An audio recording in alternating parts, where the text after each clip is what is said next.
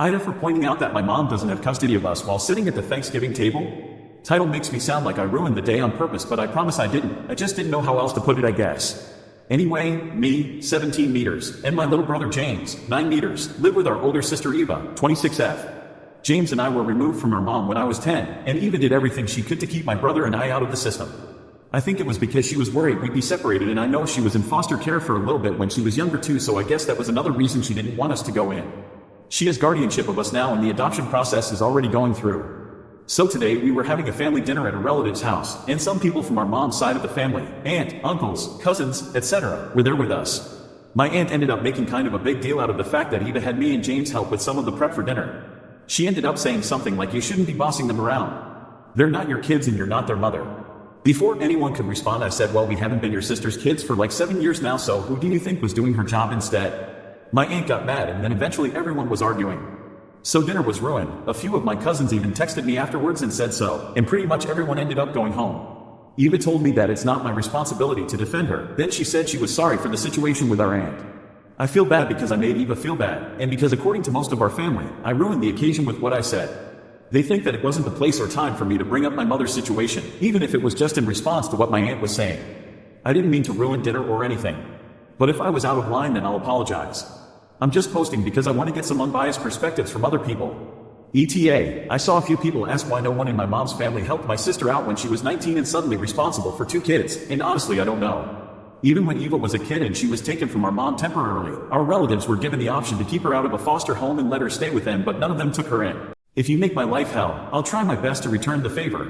Back when I worked at McDonald's as a lobby staff member, we would get rude college kids come into the store, aged around 18 years old. One group were constantly told off for vaping in the store every time they came in. There were also a lot of young children in the store, so I didn't appreciate them vaping THC in a public place. They would vape secretly, in the toilets and at their table. Since we would tell them off for doing it, they would deliberately make mess in order to punish the staff for it.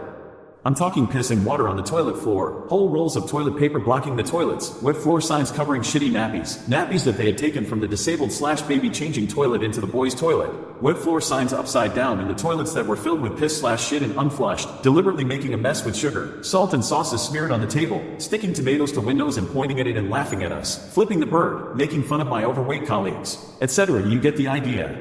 One time, I was cleaning up their messy table as usual after they had left when I came across a big, heavy and expensive looking vape. Ordinarily, I would keep such items in the cupboard in case that person came back. But this one I threw straight in the bin. About an hour later, a panic-stricken boy came in to inquire about his missing vape, whom I recognized as the ringleader of the group. He asked if I had seen it and said that he last had it in the restaurant. I said I hadn't seen it and that because of the mess on the table, I had dragged the bin over and swept everything from the table into it to save time. He was visibly crushed and said that it cost his parents £50 to buy it for him. Then he was in trouble for losing it and could I check the bin bags out back for it?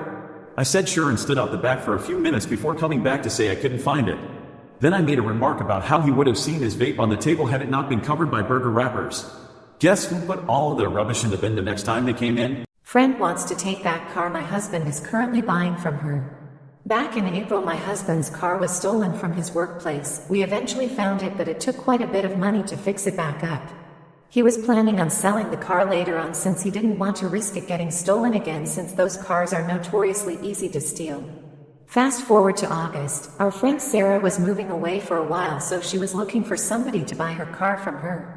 Another mutual friend mentioned my husband was looking for a car and that she should sell it to him. They both agreed and started to lay out the basics. Sarah wanted to make sure that my husband would not back out of buying the car, so she made him sign a paragraph that she wrote saying that he would buy the car from her. He signed it and that was that. However, she did not give him the title. My husband added the car to our insurance and was giving Sarah monthly payments of $200. I believe she was selling the car at around $5,000. He also fixed the brakes, which cost around $800. Fast forward to the end of October, Sarah sends my husband a voice message saying how her plans have changed and she's actually moving back to our town and is going to need the car back. She also said she would only pay my husband back for the brakes because that's what's reasonable to her. My husband says he doesn't want to fight it since she has the title, so he's just giving the car back. He's pretty torn and sad that our friend would screw him over with no second thought. I believe she should at least pay the monthly payments back, but I don't know if there's anything that could be done and could use some advice. Thanks. I hate my family friend, and so does everyone else. I'm 18F. For most of my life, I remember these two family friends, A, 62F, and K, 55 meters. K and my uncle, my bio-aunt's husband, were friends since childhood, and it came as a package deal, since their family. I grew up going to church/post-church brunches with them and having to spend winter holidays with them. For a while, a lot of people couldn't stand them, specifically, but K had his times, but I was too young to really notice or care. But, as I got older, there were things that really started to irritate me. For other special events, they would sit in the middle of the tables, pushing whoever was supposed to be focused on to the end. A pounce, always, like a child. A is loud and makes a commotion out of any minor inconveniences, even if they don't affect her. They are very inconsiderate and selfish. My aunt, uncle, and cousins were the main ones advocating for them throughout all of this. Now, my cousins, 20F, 21F, can barely handle it anymore, and my uncle just doesn't care. In 2022, a large group of us, 19 people, went on a long vacation. Of course, A and K went too. Needless to say, some people got sick. A was not one of them. Still, she would freak out and stress everyone else out more than they needed to be. When I had to stay in my room on a cruise with N4 stuck in my arm and a 103 degrees fever, I still made the point that at least I don't have to see A. That's how bad it was getting. Now, a large amount of us, mom, dad, brother, maternal grandmother, paternal aunt, make a point to see A as little as possible. My brother's anxiety gets triggered by A due to how loud she is, and the rest of us are pretty irritable. Currently, we are on vacation without my mom's side, besides my grandmother, who came with us. We invited my aunt, uncle, and cousins, but we did not invite A and K. So, A and K have basically been the reason we have started isolating ourselves from my mom's side, which sucks because I love my mom's side. The part that sucks the most is that we have other family friends that stem from my aunt that we love. My Aunt Al, Uncle J, and cousins AV and I are amazing, but my aunt and uncle have basically clumped them together with K and A. If we invite Al, J, AV, and I, we have to invite A and K. I wanted to invite the four to my graduation ceremony, but I couldn't/wouldn't, because that meant I would have to invite the other two. It sucked because I love AV. I told his family about him and feel like a monstrous, horrible person. My husband is not a nice person. I'm getting things together to leave. Today, I told my brother-in-law the things my husband has done in the past to me and confided that I'm planning on leaving. I trust him to keep it to himself. He is a good sounding board and has always been trustworthy. And then I texted my other brother-in-law and sister-in-law about how my husband treats his mother. We are living with her right now, and how I didn't want to live here and disrupt her life. They were adamant that he and I should not move in, and I told them in the text that their concerns were well-founded and to keep advocating for her. I also told my brother-in-law to keep an eye out for how my husband may be manipulating his dad. They have different dads, but made it clear that it was just a gut feeling. Everything I said was the truth, but I feel like an absolute shit of a person for saying it all. I mean, they know my husband and what he's capable of. But I shouldn't have sent it, and I am incredibly anxious that I did. I am not close to this brother-in-law and my sister-in-law, mostly due to my husband, so I really came out of nowhere for them. I have no idea if I was received as a sincere loving sister-in-law or an absolutely crazy person. But now I feel so awkward around my husband. And I feel like such a terrible person.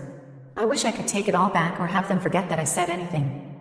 I know I can't, and what's done is done, but I shouldn't be talking so much shit about him. After I leave him, I'm not going to get into a serious relationship, because one thing I've learned from this marriage is that I really am a shitty partner. And I confirmed it to myself today. Thanks for letting me express my anxiety. My dad died 3 weeks ago. I got COVID on Thanksgiving and I'm terrified I've given it to my grandpa. I'm losing my mind. I don't even know where to begin. I'm crying so hard I can't stop coughing. My dad died unexpectedly 3 weeks ago. No notice, no warning, just dead in his shower at 43 years old. We haven't even had a funeral yet, haven't even found a funeral home, and I thought I was handling it okay. The same as anyone else who loses a parent at 22 years old, I guess, doing what I can to get up in the morning and go to work while we sort through his belongings and call places. I live 2 states away from him. I wish I'd known him better. And, after 4 years of being fine because I'm an isolated loser, I got COVID. On Thanksgiving. I don't leave the house unless it's for work or groceries. I felt awful because I had to call into work and I was terrified they'd think I'm lying to stay home, until I took the test again. I mean, shit, I took the fucking test just yesterday because I had a bit of a sore throat and it was negative. All I can think about is, what if I've given this to my grandpa? What if he gets it and something awful happens and this time it's my fault? I can't check on him at night because if he is negative currently, I refuse to expose him more than I already have. I don't even know what to write. I don't know what to say. My friends and family ask me if I'm okay and I don't actually know. I don't think I am. They say they'll support me however they can, but I don't even know what I need. I don't know who I am. I don't know what to do.